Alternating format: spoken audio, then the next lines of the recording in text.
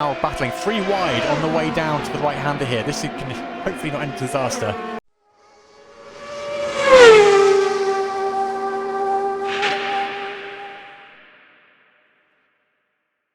And away we go for round 5 of the Super GT League.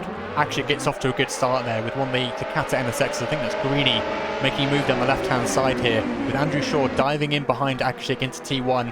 But not quite getting there in time. In the background, you can see, I think that's the Anthony NSX and the Epson livery, with Jack Noller running down the left-hand side here, trying to cut Anthony off before the corner. Everyone so far getting through cleanly. Let's quickly cut back to Noller here, who gets up to P3, denying Anthony that spot. Bandit in contention here with Anthony now running in P5, side by side with Anthony, as they shoot down to the next right-hander, which is going to put the favour into Anthony here, who gets to take the favourable line. In the background you can see Adam Bent there in the top hat yellow GTR, or say the yellow hat GTR, potentially crashing out. No, it was Mats. Mats has been crashed out. So that is bad news for Mats. But Adam Bent is still in the race here with the P6, and Anthony is now in P4, trying to stay in the race here. We've got a little bit of contact here with Adam Bent in the yellow hat GTR again, I think, in the middle of the corners here. Forrest McCormack on the right hand side here trying to make the move. Hopefully he gets through cleanly. Yes, he does. And Adam now slots into P7 here, flashing the headlights. So Paul and Matt seem to have had a pretty bad start to the race here. Let's go back to Forrest McCormack, who's just been overtaken by Bandit. And Bandit's going to be looking to try and hold on to P5 now, but Forrest is going to be trying to find a way back through, getting very close behind as they come through the final chicane there. Got a bit of a train here from P5 down to P8 at the moment, with Bandit, Forrest McCormack, Adam Bent and Greeny all running pretty close together here. Forrest again getting very close behind Bandit here, looking to try and make a move, potentially goes down the right hand side. That will put him on the wrong side of the corner for the next couple of S's. And Adam getting very close behind now again, so Adam's going to be in the mix very, very shortly, I believe. Adam driving the yellow hat, and Forrest having to slow down a little bit there, because Bandit seemed to slow down in the middle of the corner there for some reason. That's put the yellow hat GTR right on the right hand side of Forrest. Hopefully he sees him before they come into the corner here and there's not going to be any contact. Adam edging his way through on the inside here as Greeny brings up the rear, and Forrest McCormack I think just made it past Adam, but now battling 3 wide on the way down to the right hander here. This can hopefully not end in disaster. Adam does make a little bit of contact with Forrest there, pushing him off slightly. Bandit getting away cleanly, but it's like 3 wide with Greeny in the mix now, as Greeny tries to take advantage of the situation and get through. Look at that, that's absolutely bonkers. Greeny getting taken out there by Adam, I believe, and comes into contact with Mats. So Mats and Greeny got taken out of the line of the corner there. That is not what we want to see.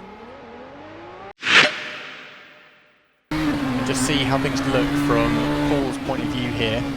Coming through the final chicane, you can see he's much quicker on the entry, and makes the move here on Binding, going around the right hand side. You can see Bandit doing a very good job of navigating the corners here, despite being in a GTR and having the extra ballast. The normal boost that we see the NSX getting isn't quite coming true, although you can see there that Forrest getting a great exit from the corner. Bandit running defensive on the right hand side, but while we're going to see the switcheroo,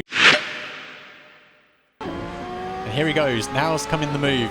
But he's on the wrong side of the GTR again. As they come through the chicane, you can see just how getting your car in the right position there, as Jack has just done, allows you to hold on to the pace, but denies the car that you're battling with the opportunity to get past.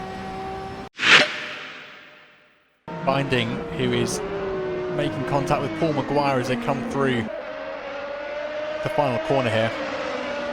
Paul's going to be hoping to get clear of these guys so that he can start focusing on getting up the grid. But he does manage to get through there, and Binding's going to have to slot into P9. He's all over the rear end of the GTR. And this time gets through the chicane a little bit more A little bit more opportunistically than previously. He's going to be trying to get the toe off Jack now. Now, actually, you can see the NSX actually getting the toe and actually catching up for once. I don't know if that's to do with... I mean, maybe Jack's got a little bit of damage, I don't know.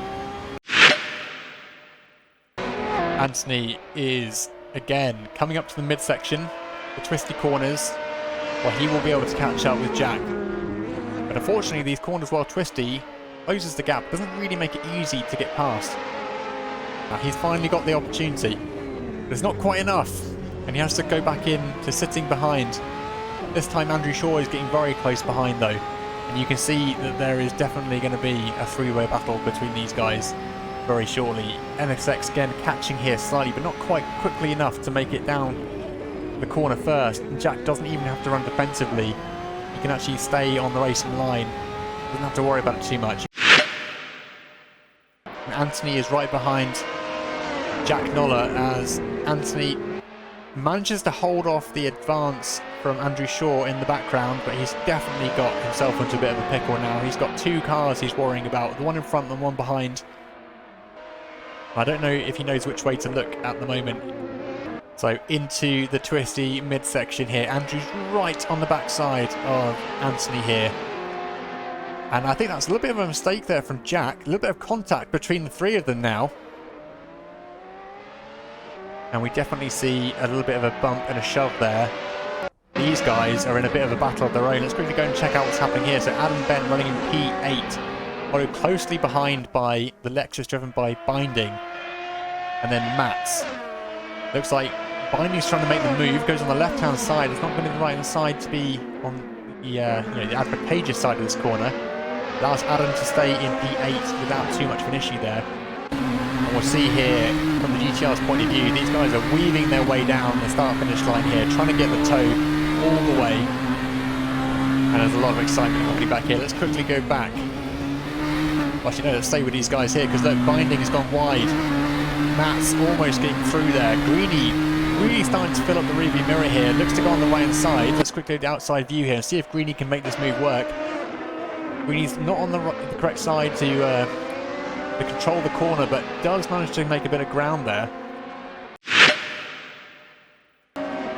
Side by side almost, as Matt looks to try and get a nose of the GTR down the right hand side, manages to make that move work.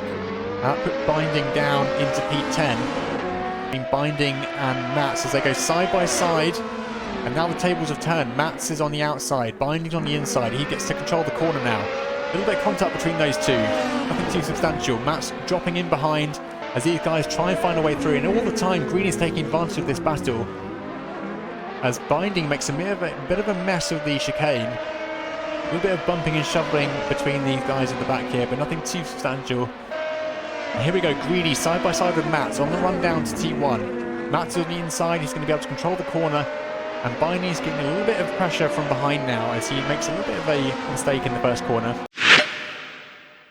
But he just needs to try and hold on a little bit longer to make that move work. Matt's almost getting taken out there by Binding as they go side by side. A little bit of shoving between these two. Doors are definitely rubbing in this at the moment.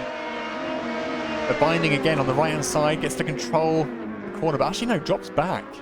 And Matt gets to go in first. Greeny on the other hand is now firmly in the mix, side by side with Binding.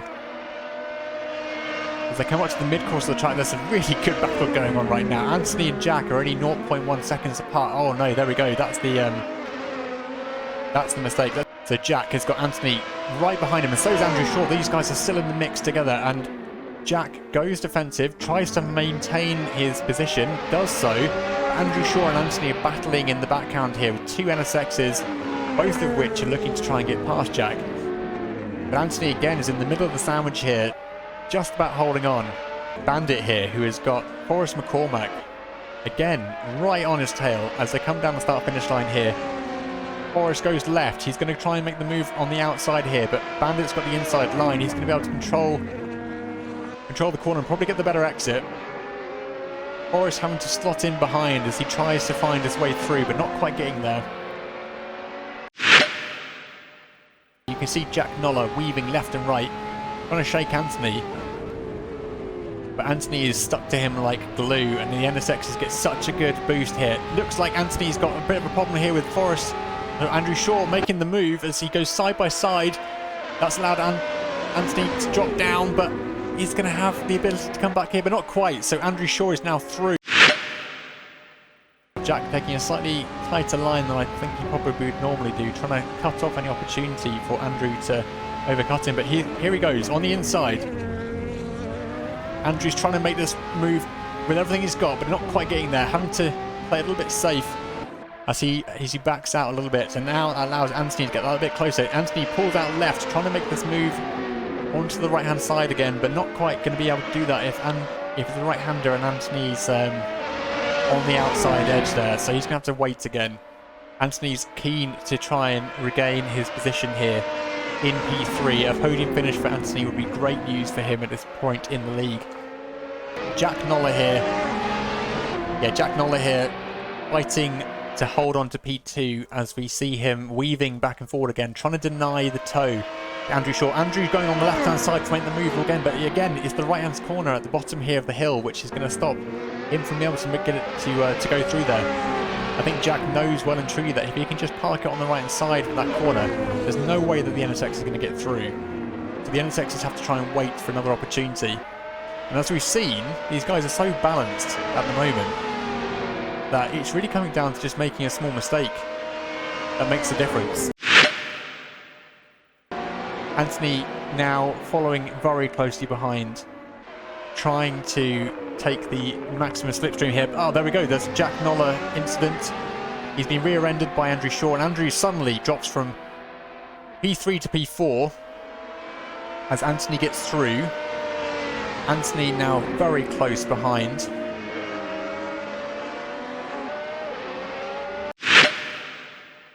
So David's gone round. He's already passed the start-finish line here. So these guys are going round one more time. Pretty sure it should say in a few moments that the leader is on the final lap. And there's Anthony. Oh, getting taken a little bit of surprise there. Andrew Shaw flies through. Andrew now trying to make the move again on Jack, trying to go around the right-hand side. Jack's on the inside here, so he's probably not going to be able to make this stick. But they're going side by side in. Jack manages to hold on to it, but this time Andrew Shaw's on the inside fighting back. And that puts Jack on the right-hand side for the next corner. He's actually slightly further ahead than I thought there. So Shaw's going to have to try and make this go around the outside again, which we've seen time and time again does not work at this corner. And Anthony's now getting the opportunity to come back here as Andrew Shaw almost loses the rear end. Andrew Shaw is probably going to be a little bit closer this time. Tries to go around the left-hand side. He does get side by side, but again, that right-hander just stops him from being able to make it work. But here he goes, right-hand side. Now trying to push the right-hand side angle as they come down to the final corner. And he is side by side. He is actually going to be able to there. He's got to the right-hand side. He's stopping Jack from being able to get through this time. Finally, he's managed to make that move work. A little bit of contact between the three of them. But Shaw has now, in the last closing seconds of the race, knocked his NSX past Jack Noller, who's steadfastly been holding on to P2 up until now. And there we go. P2 finish for Andrew Shaw. P3 for Jack Noller. And P4 Anthony. I think if we see any tickets at all being raised between those three, then that could definitely have a really big impact on who finishes where in this race. But a very easy win there for Akashik. David Mole in P1. Anthony takes P4. Bandit in P5.